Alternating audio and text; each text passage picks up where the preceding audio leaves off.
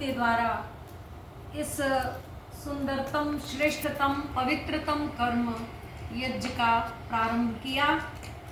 गायत्री शब्द में 3 अक्षर हैं, गा, या, त्रा। गा से गंगा, या से यमुना, त्रा से त्रिवेणी। इन तीनों का जहाँ संगम हो जाता है उसी का नाम गायत्री होता है। गंगा नाड़ी यहाँ से चलती है और यहाँ आती है, यमुना नाड़ी यहाँ से चलती है, यहाँ आती है, और जहाँ पर हम ये तिलक लगाते हैं यही त्रिवेणी होता है। तो गायत्री शब्द का अर्थ क्या है? गायंतम त्रायति सा गायत्री। जो इसका गान करता है ये उसकी रक्षा करती है। और गायत्री महामंत्र ये सद्बुद्धि का मंत्र है।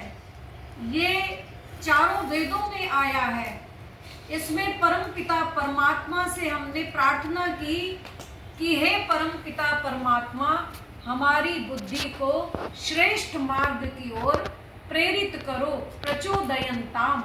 हमारी बुद्धियों को सन्मार्ग की ओर प्रेरित कर दीजिए, क्योंकि अगर हमारी बुद्धि सद्मार्ग की ओर चलती रही तो हमारे सारे कार्य अच्छी तरह से संपन्न होते रहेंगे। और बुद्धि ही अगर कुमति हो गई, उल्टे पथ पर चलने लगी, कुपथगामिनी हो गई, तो हमारे सारे ही कार्य विपरीत हो जाएंगे, उल्टे हो जाएंगे, वो संपन्न, विधिवत संपन्न नहीं हो सकते। और हमारे इस आर्यावर्त देश में प्राचीन काल में सभी लोग इस महामंत्र का जाप किया करते थे, इसीलिए लोगों की बुद्धि पवित्र होती थी। और एक बार फारस से अकबर के पास पत्र आया और उसमें लिखा हुआ था कि भारत देश में बहुत बुद्धि है, यह देश बुद्धि प्रधान देश है, आप थोड़ी बुद्धि हमारे देश फारस में भी भेज दीजिए। ये पत्र जब उनको मिला तो वो असमंजस में पड़ गए और बड़े ऊहापोह में पड़े हुए थे। तो बीरबल ने उनसे पूछा, कहने लगे, जहाँ पना क्या बात है, क्यों आप विचलित दिखाई दे रहे हैं? बोले, ऐसे ऐसे मेरे पास फारस से पत्र आया है और उसमें उन्होंने हमसे बुद्धि की याचना की है कि आप बुद्धि भेज दीजिए। आप कोई स्थूल चीज हो, सब्जी हो, फल हो, वस्त्र हो, मेवा हो, तो वो भेजा जा सकता है, लेकिन बुद्धि कैसे भेजूं? तो बीरबल ने कहा कि आप मुझे 2 महीने का समय दे दीजिए, मैं आपको बुद्धि तैयार करके दे देता हूँ।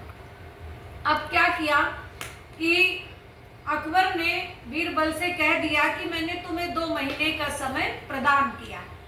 तो जब 2 महीने का समय उनको मिल गया तो बीरबल गए एक कुंभकार के पास, कुम्हार के पास, और एक घड़ा ले आए और एक कद्दू की बेल में छोटा सा कद्दू लगा हुआ था।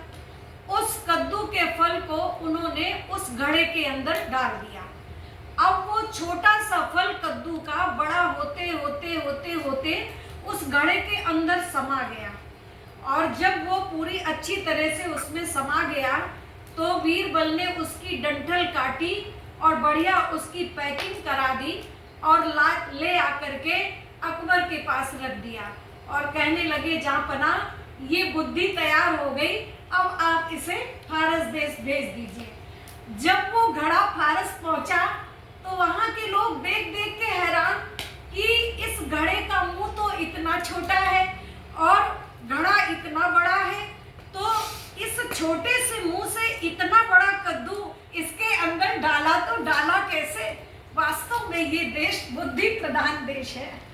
और एक घटना और है महात्मा खुशहाल चंद्र जी की, जिनका बचपन का नाम खुशहाल चंद्र था। आगे चल करके वो महात्मा आनंद स्वामी कहलाए। आनंद स्वामी जी ने अपनी आत्मकथा में लिखा है कि जब मैं बाल्यावस्था में था तो मैं बड़ा जड़मती था, मूढ़मती था, मेरा पढ़ने में ध्यान नहीं लगता था, उपासना में ध्यान नहीं लगता था, कोई भी मैं अच्छा कार्य करता तो मुझे निद्रा के झोंके आते, आलस्य सताता। एक बार मैंने कहीं वैदिक सत्संग में गायत्री मंत्र का चमत्कार सुना तो मैं गया नापित के पास और उनके पास जाकर मैंने अपना सिर घुटवाया और सिर पर एक शिखा रखी और घर में छत पे कुंडे में एक पतली सुतली बांधी और उस सुतली को अपनी चोटी से बांध लिया। बस फिर मैं बैठ जाता गायत्री मंत्र का पाठ करने और जैसे ही मुझे निद्रा के झोंके आते वैसे ही मेरा एंटीना सीधा हो जाता। फिर मैं गायत्री का जाप करता, फिर मुझे आलस्य आता तो मेरा एंटीना सीधा हो जाता। बस गायत्री का जाप करते करते और वो सुतली का जो मैंने एक प्रयोग किया, उसके दोनों के प्रयोग से मेरी बुद्धि इतनी सूक्ष्म हो गई, इतनी महीन हो गई कि मेरा जैसा मूढ़ मतिमंद व्यक्ति जो है वो आगे चल करके आर्य जगत का बहुत ऊंचा विद्वान बना। और मैंने हजारों पुस्तकें लिखी। आज मेरे द्वारा लिखी हुई पुस्तकों को पढ़ करके वैदिक विद्वान 7-7 दिन की वेद कथाएं कर लेते हैं। तो ये है गायत्री मंत्र का चमत्कार। आज बहुत से धर्म के ठेकेदार मातृशक्ति को मना करते हैं कि आप गायत्री मंत्र का पाठ नहीं कर सकती क्योंकि आप अशुद्ध होती हैं।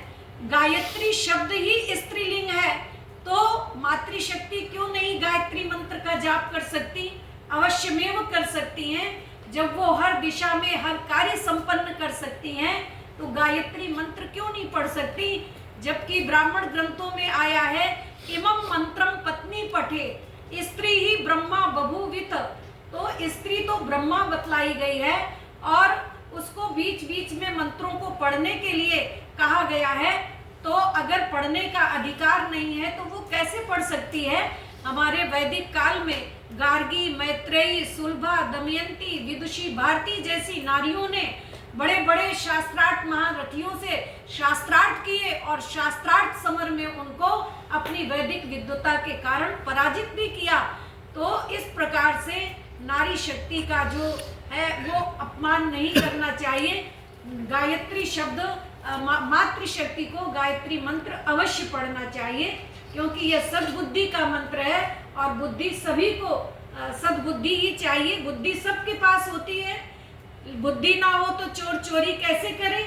लेकिन इस मंत्र में बुद्धि की प्रार्थना नहीं की गई है, यहाँ पर सद्बुद्धि की प्रार्थना की गई है। दाता हमारी बुद्धि को श्रेष्ठ मार्ग पर चला, हम तेरे उपासक मांग रहे, भगवान हमें सद्बुद्धि दो। हे सविता मेधा प्रज्ञा दो, भगवान हमें सद्बुद्धि दो। बुद्धि बल से ही मानव का उत्कर्ष यथावत संभव है, गायत्री मंत्र में मांगा है, भगवान हमें सद्बुद्धि दो। को वसी कतमो वसी कस्यासी को नामासी का विवेचन दो, अध्यात्म विषय के चिंतन की भगवान हमें सद्बुद्धि दो। सद ज्ञान विवेक समृद्धि दो, तन मन और धन की शुद्धि दो, रिद्धि वृद्धि सिद्धि दो, भगवान हमें सद्बुद्धि दो। हम भौतिकवाद न मांग रहे, जितने हैं मिले पर्याप्त हैं वे, जो अंतःकरण तम हरण करे, भगवान हमें सद्बुद्धि दो। जीवन क्या है, मृत्यु क्या है, क्यों आए मानव योनि में, इन गूढ़ रहस्यों को समझे, भगवान हमें सद्बुद्धि दो। इस पावन बेला में हम सब बस यही याचना पाल करें, भव सागर पार उतरने की, भगवान हमें सद्बुद्धि दो, भगवान हमें सद्बुद्धि दो।